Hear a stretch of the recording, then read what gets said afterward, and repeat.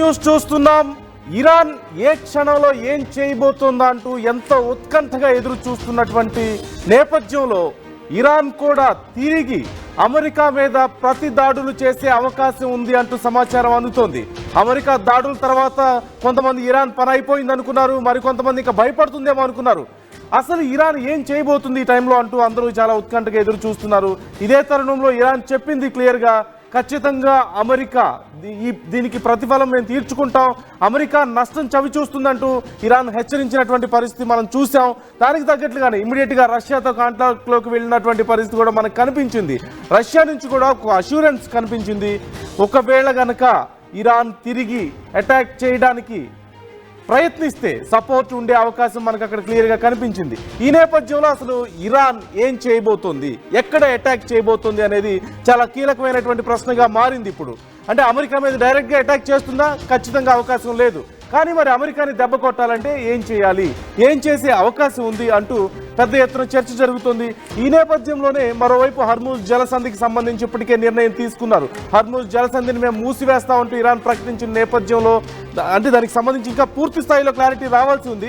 Supreme national security council తుది నిర్ణయం తీసుకోవడానికి రెడీగా ఉంది, కానీ ఖచ్చితంగా మూసివేసే అవకాశాలు ఉన్నాయంటున్నారు.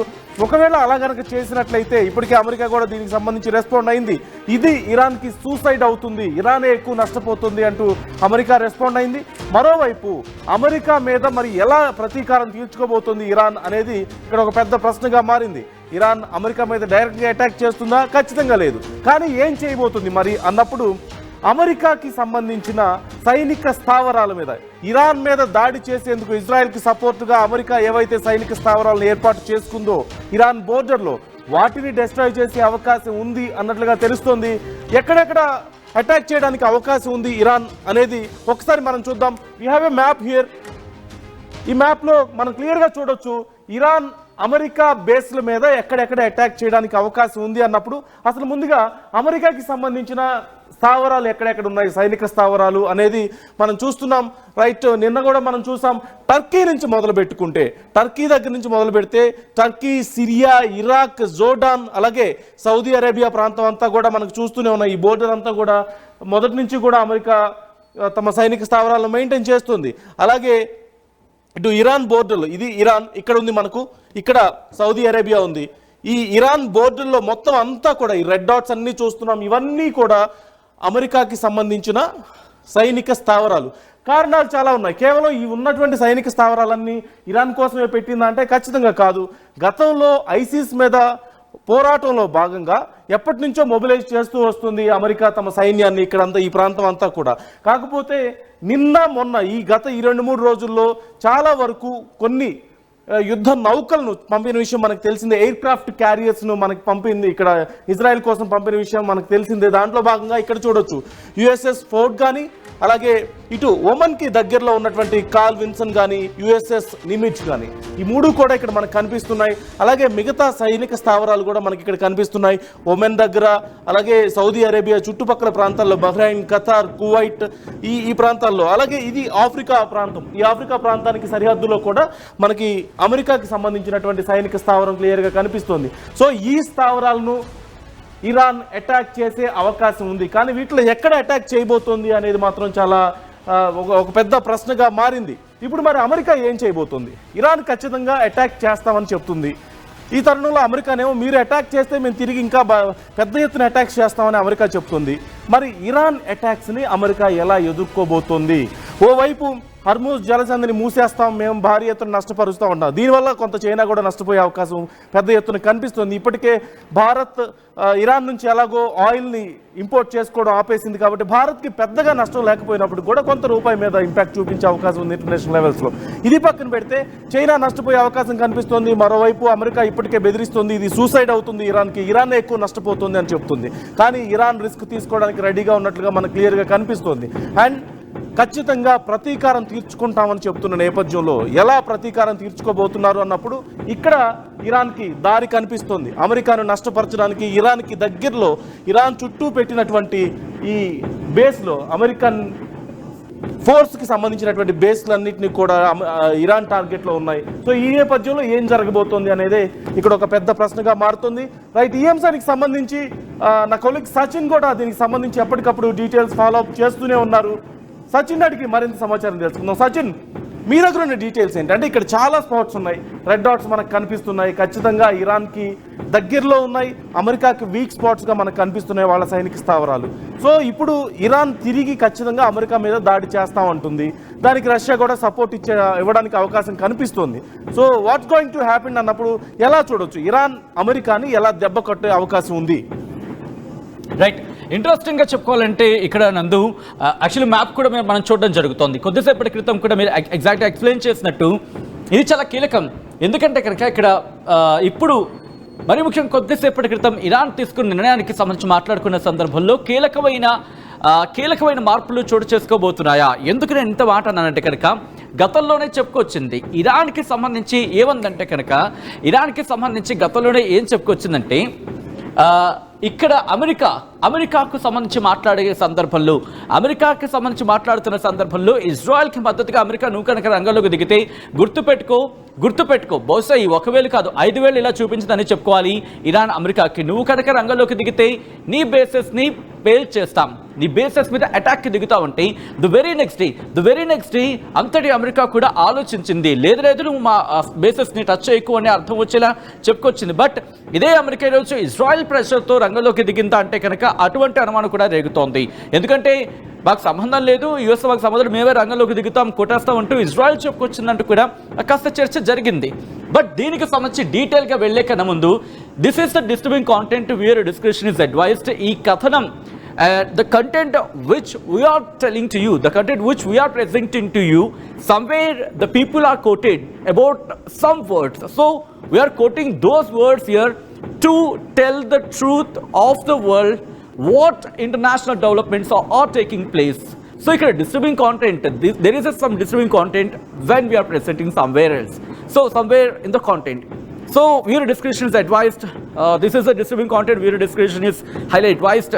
అట్ ద సేమ్ టైం ఈ కథలో మిమ్మల్ని కాస్త కలవరపరచవచ్చు, దీనికి సంబంధించి తగిన జాగ్రత్తలు తీసుకోవాలని ఆర్టీవీ సూచించడం జరుగుతుంది. ఎందుకంటే ఇక్కడ కొంతమంది ఇంటర్నేషనల్ లెవెల్లో అంటే జియో పాలిటిక్స్ లెవెల్లో అమెరికాలో ఉన్న ఉన్నత స్థాయి వ్యక్తులకు సంబంధించి కొన్ని పదాలను ఉపయోగించడం జరిగింది. అర్థం ఏంటంటే కనుక ఆ ఇంటెన్సిటీ తెలపడానికి.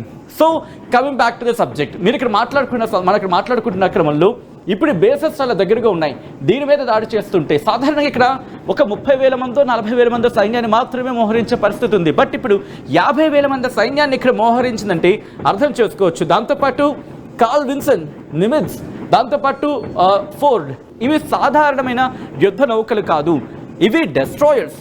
అంటే అటు నుంచి మిజైల్స్ వస్తే పేల్చేయగలవు. అట్ ద సేమ్ టైం మాట్లాడుకున్న సందర్భంలో ఇవి క్యారియర్స్ కూడా, అంటే ఇవి ఫైర్ చేయగలవు కూడా, ఈ మిజైల్స్ని ప్రయోగించగలవు. మీరు చూడొచ్చు ఇక్కడ అరేబియా సముద్రానికి సంబంధించి కార్ల్ విన్సన్కి సంబంధించి కావచ్చు, నిమిట్జ్ కావచ్చు, ఇక్కడ మీరు చూడొచ్చు. ఇక్కడ ఇది ఎందుకుంది మనం అబ్జర్వ్ చేస్తే ఇక్కడ ఈ హౌతీలు ఇక్కడ టార్గెట్ చేసే అవకాశం ఉంది. సో ఇది దీని సంగతి చూసుకుంటుంది. అట్ ద సేమ్ టైం ఇక్కడ పర్షియన్ ఆఫ్ గల్ఫ్ కింద మాట్లాడుకున్న సందర్భంలో అంతకన్నా ముందు హార్మస్ జలసంధికి సంబంధించి ఏమైనా ఇష్యూ లాంటివి ఏమైనా తలెత్తితే కార్ల్ విన్సన్ ఇది చూసుకోగలదు. ఆ సిచ్యువేషన్ మనకి అర్థమవుతుందన్నమాట. సో ఈ కార్ల్ విన్సన్ అనేది ఇక్కడ సంగతి చూసుకుంటుంది, హార్మస్ జలసంధికి సంబంధించి అని భావించవచ్చు. At the same time USS నిమిట్జ్కి సంబంధించి రెడ్ సీ మీదుగా వచ్చే రెడ్ సీ మీదకి వచ్చే వాణిజ్య నౌకలకి సంబంధించి ఇబ్బంది కలిగితే ఇక్కడ ఉన్న యెమెన్ హౌతీలు టార్గెట్ చేస్తాయి, లేకపోతే హౌతీలు కావచ్చు, లేకపోతే అక్కడున్న సైన్యం దాడి చేస్తే ఇక్కడికి ఇప్పటికే ప్రకటించింది యెమెన్ మిలిటరీ ఏమంటుంది, మేము అమెరికా మీద దాడి చేస్తామని అర్థం వచ్చేలా చెప్తోంది. సో ఈ క్రమంలో ఈ రెండింటికి సంబంధించి ఇది ఇక్కడ మాట్లాడుకున్న యుఎస్ఎస్ ఫోర్ట్కి సంబంధించి ఇక్కడ ఆల్రెడీ లెబనాన్కి సంబంధించి లెబనాన్ కావచ్చు, ఈజిప్ట్ ఇంకా ఎటువంటి కంక్లూషన్ ఇవ్వలేదు. అంటే ఈజిప్ట్కి సంబంధించిన స్టాండ్ కొంచెం క్లియర్ ఇంకా మనకి ఇన్ ద సెన్స్ అమెరికాకి. దాంతోపాటు ఇటు పాలస్తీన్ గాజా ఉంది, ఆ పైన లెబనాన్కి సంబంధించి మాట్లాడుకునే సందర్భం, ఆ తర్వాత టర్కీకి సంబంధించి టర్కీ. సో ఇవన్నీ కూడా ఇటు యుఎస్ఎస్ ఫోర్డ్ అనేది చూసుకుంటుంది. లేదు ఇటు ఈవెంట్ డెవలప్మెంట్ చూసుకుంటే కనుక మరింత సందర్భం జిబోటీకి సంబంధించి మాట్లాడుకుంటున్న క్రమం. సో కాబట్టి ఇవన్నీ చాలా కీలకమైన స్థావరాలు. వీటిని విడిచిపెట్టింది అఫ్కోర్స్ జోర్డాన్కి సంబంధించి, జోర్డాన్ ఇజ్రాయెల్కి సపోర్ట్ అనే ఒక మాట వినిపిస్తోంది. బట్ హూ నోస్ లాస్ట్ మినిట్లో ఏదైనా జరగచ్చు, ఇరాక్కి సంబంధించి కూడా. సో ఇవన్నీ కూడా ఇక్కడ సైన్యాన్ని మోహరిస్తున్న సందర్భం. ఇక్కడ మీరు చూడొచ్చు, ఇక్కడ ఆల్రెడీ సైన్యాన్ని మోహరించిన సందర్భం. దాంతోపాటు ఇక్కడ సైన్యాన్ని పెంచిందని చెప్పుకోవాలి, చూడడానికి సంబంధించి కావచ్చు. ఇలా ఇక్కడ సైన్యాన్ని మోహరిస్తూని ఇక్కడ ఫ్లైట్స్ని కూడా డిప్లాయ్ చేస్తుంది అనేది అర్థమవుతోంది ఇక్కడ మనకి. మరి ముఖ్యంగా సబ్జెక్ట్ ఇక్కడ మాట్లాడుకునే సందర్భంలో fighter jets F-35 I think ఆ ఫ్లీట్స్కి సంబంధించి మాట్లాడుకునే సందర్భంలో వాటిని కూడా ఇక్కడ డిప్లాయ్ చేస్తుంది కొన్నింటిని అంటూ కూడా చర్చ జరుగుతోంది. దాంతోపాటు పశ్చిమ దేశాలకు సంబంధించి కొన్నింటిని పంపించింది. అక్కడ కూడా పంపించడానికి కారణం ఏంటంటే కనుక ఒకవేళ అక్కడ ఏమైనా ఉద్రిక్త వాతావరణాలు తలెత్తితే అక్కడి నుంచి ఏమైనా బహుశా సబ్జెక్ట్ ద కరెక్షన్ ఇక్కడ రష్యాకి సంబంధించి ఒకవేళ అటాక్ దిగితే వాటిని డిఫెండ్ చేసుకోవడానికి అర్థం వచ్చినా మనం మాట్లాడుకోవచ్చు. బట్ అది చాలా ఫార్ సబ్జెక్ట్ అవుతుంది యాజ్ ఆఫ్ ఇప్పుడున్న సిచ్యువేషన్లో, చాలా దూరమైన సబ్జెక్ట్ అని చెప్పుకోవాలి. బట్ ఇప్పుడు ఇక్కడ కాస్త ఇబ్బందికర వాతావరణం ఉంది కాబట్టి ఇవన్నీ చూస్తే కనుక నందు ఇక్కడ మనం ఈ ఇజ్రాయిల్ని సపోర్టివ్గా మరింత బలగాలను మోహరించింది. ఒక విధంగా చెప్పాలంటే అమెరికా ఇది తప్పని పరిస్థితుల్లో దిగింది అని ఒక చర్చ జరుగుతుంది. రీజన్ ఇజ్రాయెల్కి సంబంధించి బెంజమిన్ నెతన్యాహు ఒక మాట చెప్పిన పరిస్థితి ఉంది. బెంజమిన్ నెతన్యాహు ఏమన్నాడు, ఇక్కడ కూడా కాస్త సోషల్ మీడియా వేదిక చర్చ జరిగింది. మాకు అమెరికాతో సంబంధం లేదు, మేము వెళ్ళి ఢీ కొట్టేస్తామని చెప్పి. ఎందుకని వాళ్ళు రిక్వెస్ట్ చేసిన ఆ B-2 బాంబ్స్కి సంబంధించి కావచ్చు, లేకపోతే GBU-57ABకి సంబంధించి మాట్లాడుకునే సందర్భం అవి ఇవ్వలేదు కాబట్టి ఇక లాభం లేదు, దాడులను తీవ్రతరం చేయాల్సిన క్రమంలో ఇక ఆఖరి నిమిషంలో అమెరికా రంగంలోకి దిగింది. ఇక్కడ ఇంకొక ఇంట్రెస్టింగ్ మాట చెప్పాలంటే కనుక ఎప్పుడైతే పరిణామాలు చోటు చేసుకుంటున్నాయో ఫోటోకి సంబంధించి అక్కడ యురేనియంని ట్రక్స్తో తరలించేస్తున్నారు అని ఒక ఇన్ఫర్మేషన్ సోషల్ మీడియా వేదికగా మరి ముఖ్యంగా మొసాద్ కేంద్రంగా వీళ్ళకి వచ్చిందనేది ఇంకొక చర్చ. సో ఇవన్నిటి నేపథ్యంలోనే ఈరోజు అమెరికా దాడి చేస్తుందనేది అందుతున్న సమాచారం. మరి ముఖ్యంగా సోషల్ మీడియా వేదిక కూడా దీనికి సంబంధించి పెద్ద ఎత్తున చర్చ జరుగుతుంది. ఈ క్రమంలోనే ఇప్పుడు తిరిగి దాడి చేయొచ్చు, ఎందుకంటే ఇప్పటికీ ఇరాన్ చర్చలు ప్రారంభించింది, చర్చలు తీవ్రతరం అవుతున్నాయి. ఒక పక్క పాకిస్తాన్కి సంబంధించి ఏం జరుగుతుందో తెలియదు, అది పాకిస్తాన్ ఏం చేస్తుందో వాళ్ళకే క్లారిటీ లేదు అని ఒక చర్చ అయితే మాత్రం సోషల్ మీడియా వేదిక ఉంది. కాబట్టి రష్యాను ఆశ్రయించింది. రష్యా తీసుకున్న నిర్ణయం ఇంపాక్ట్ చూపించే అవకాశం ఉంది. కాబట్టి ఎటువంటి పరిణామం అయినా బహుశా ఈరోజు రాత్రి కీలక పరిణామం చోటు చేసుకునే అవకాశం ఉంది. ఇరాన్కి సంబంధించి ఇరాన్ ఎటువంటి చర్యకు దిగబోతోంది అనేది. ఎందుకంటే ఇప్పటికే అమెరికాలో హై అలర్ట్ ప్రకటించారు కొన్ని నగరాలకి కొన్ని ప్రాంతాలకు సంబంధించి హై అలర్ట్ ప్రకటించిన సందర్భం ఉంది అంటే అర్థం చేసుకోవచ్చు. అట్ ద సేమ్ టైం ఇక్కడ బేసెస్ కూడా అలర్ట్ అయి ఉన్నాయి, ఏ క్షణాన్న ఏదైనా జరగచ్చు అంటూ కూడా. Right but Sachin just wait for minute. ఒక్కసారి JD వాన్స్ దీనికి సంబంధించి రెస్పాండ్ అయ్యారు ఇప్పటికే. అంటే అసలు అమెరికా ఏం చేయబోతుంది ఒకవేళ గనక ఇరాన్ తిరిగి అటాక్ చేసే అవకాశం ఉంటే? JD వాన్స్ ఏం చేస్తుంది, JD వాన్స్ ఏం చేయబోతున్నారు, అమెరికా ఏం చేయబోతుంది అనే దానికి సంబంధించి రెస్పాండ్ అయ్యారు. ఒకసారి ఆయన మాటల్లో ఒకసారి మనం విందాం. What we're prepared for is if they attack us in a maximal direction, first of all, we have got maximum defensive posture. I think that we're going to be able to defend as many of our people as possible. And of course, I'd encourage Americans to pray for our guys in the Middle East because yes, they are under a significant amount of duress and a significant amount of threat right now. But then of course, John, if the Iranians attack us, they're going to be met with overwhelming force. And I don't think the president could be clear about this. If you look at what we did yesterday, John, we did not attack the nation of Iran. We did not attack any civilian targets. We didn't even attack military targets outside of the 3 nuclear weapons facilities that we thought were important to accomplish our goal of preventing Iran from having a nuclear weapon. So how Iran responds, I think, is ultimately the ball is in their court. But if you look at what we did, it was very precise, very narrowly tailored to our objective. And if the Iranians decide to expand this, then that's ultimately their decision, and the President of the United States will respond in kind. What we're prepared. Yeah. Right. So this is the response, America response ఇది, America explanation ఇది. నిన్న చేసినటువంటి దాడులకు సంబంధించి వాళ్ళు చేస్తున్నటువంటి explanation ఇది. మేము సామాన్య ప్రజలను చంపలేదు, ఇరాన్ ప్రజలను మేమేమి దాడి చేయలేదు, వాళ్ళ మీద వాళ్ళకేం నష్టం జరగలేదు, సైనిక స్థావరాల మీద కూడా మేము దాడి చేయలేదు, కేవలం న్యూక్లియర్ స్టోరేజ్ ఎక్కడ ఉన్నాయో, అణు స్టోరేజ్ ఎక్కడ ఉన్నాయో వాటికి సంబంధించి ఫెసిలిటీస్ ఎక్కడ ఉన్నాయో వాటికి మీదే మేము దాడి చేసాం, చాలా ప్రిసైజ్ గా దాడి చేసాం. కాబట్టి మేము ఎక్కడ వేరే ప్రజలను కానీ సామాన్య ప్రజలను కానీ కనీసం మీ సైన్యాన్ని కానీ మేము ఎక్కడ నష్టపరచలేదు కదా.